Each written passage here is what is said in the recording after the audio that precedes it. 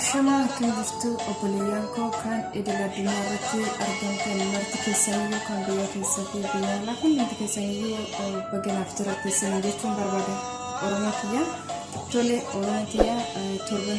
jechuudha nyaata adda hin cinne yookaan immoo nyaata adda hin kunnedha kan nama hojjedhu. Inni sunis maali waraqina jechuudha akkuma yeroo kan deemu timaatimii dursa hin kattafeen ture. Asitti wantoonni waraqina hojjennu jechuudha hundumaa ulaagaa isaa asitti guuttadheetiin hin jira akkuma isiniif hime ani yeroo baay'ee waraqina yeroo hojjedhu jechuudha maalini kuusaa fi kaarotii akkasuma immoo dinnichaa itti godhuun jaaladha shunkurtii illee itti godhuu baay'een jaaladha jechuudha namoonni tokko kaarotii akkasuma immoo kuusaa kanatti fayyadamu jechuudha dhugaa dubbachuuf erga hojjechuun nuuf illee waan bareedaa isaan nyaatanii itti gammadan yoo hojjanne rakkoo tokko hin qabu jechuudha dadhabbiin nuuf illee waan ta'eef jechuudha kanaafiyyuu akkasitti yoo kana itti dabaltanii hojjettan jechuudha dinnichaallee biraan hanqisee itti dabaltanii yoo hojjettan hedduu mi'aa hedduu tokko namatti tolaa jechuudha kanaafiyyuu har'a walumaan hojjanna jechuudha waraqina asitti kun waraqina qopheeffannee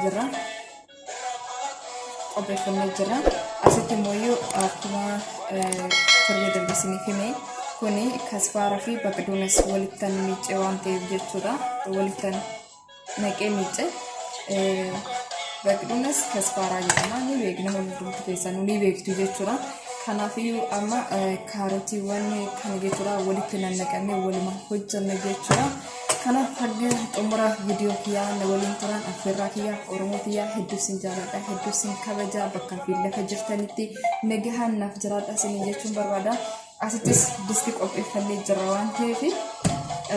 hanga xumura na waliin turan affeerraa kiyyaa erguyyuu hin deemina waliin hojjanna waliin nyaanna sin jedha. Hayyee hordoftoota kiyyaa kun bifa kanaan walitti nannaqannee deebinee jirra jechuudha akkuma ilaalaa jirtanii kuusaa fi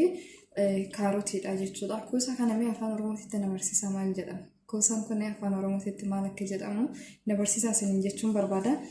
akkuma ilaalaa jirte shunkurtiin illee jechuudha hundumti isaa ulaagaa isaa itti godheetiin hin jira asitti illee qimamii itti godheetiin hin jira mul'ataa jira qimamiin jechuudha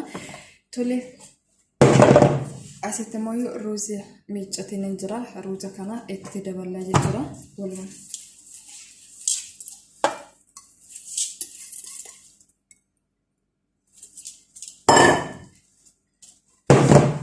asitti salsaal itti godhanna jechuudha. Hayyee kunuuti hordoftoonni kiyyaa amma walitti nannaqannee waliin geenyetu jechuudha deebinee jira. Hordoftoota kiyyaa isa kana osoo waraqina hin marin jechuudha. Osoo isa kanaan hin marin jechuudha akkanumatti hojjetamuu ni danda'a. Dhugaa dubbachuuf kanaanis hojjetamuu mi'aan isaa adda akkatti immoo kophaattis hojjetamu jechuudha mi'aan isaa adda gaafa tokko waliin hojjanna ni ilaalla warri kiyya waan isa sanillee baay'ee jaalatu kanallee baay'ee jaalatu waan ta'eef ani immoo kanuma filadhee jechuudha garuu nyaata hojjechuu jibbu keessaa yaadni tokkoffaan isa kana baay'een jibba nyaata kana hojjechuu yaa ta'u unuman hojjedha jechuudha kunoo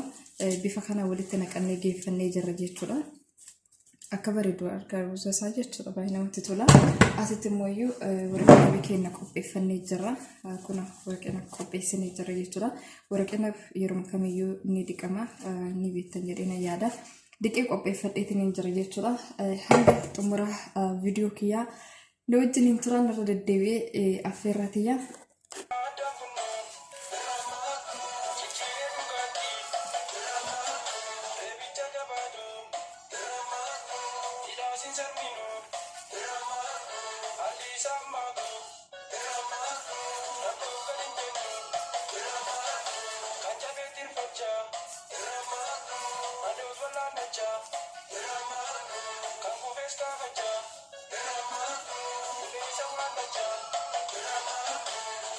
kunuutu ijoollee Oromoodha hundumti keessaniyyuu walumaan hojjannee xumurree jirra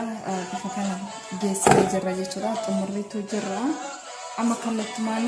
sugoo yookaan immoo amma kallattumaan sugoosaa hojjanna jechuudha yookaan immoo salsaasaa hojjanna jechuudha. Akkuma waliin marree xumurreetti ammas walumaan haa xumurru sinin jira hanga xumuraatitti anuma ilaalaa ergu bakka takka hin deemina. Hayyee hordoftoonni kiyya kun xumureetti nin jira waan hunduma isaatiiyyuu qopheessee jechuudha. Amma as keessatti akkuma ilaaltanii buuseetiin hin jira jechuudha. Asitti illee sugoosaa qopheeffadheetiin hin jira. Amma kan nu hafu bilcheessinee nyaachuu qofa bichaadha waan ta'eef akkuma waliin hojjettanitti koottaa nyaadhaa koottati affeerramani kiyya isiniin jechuun barbaada. Koottaa nyaadhaa waliin haa nyaannu isiniin jedha Oromotiyya.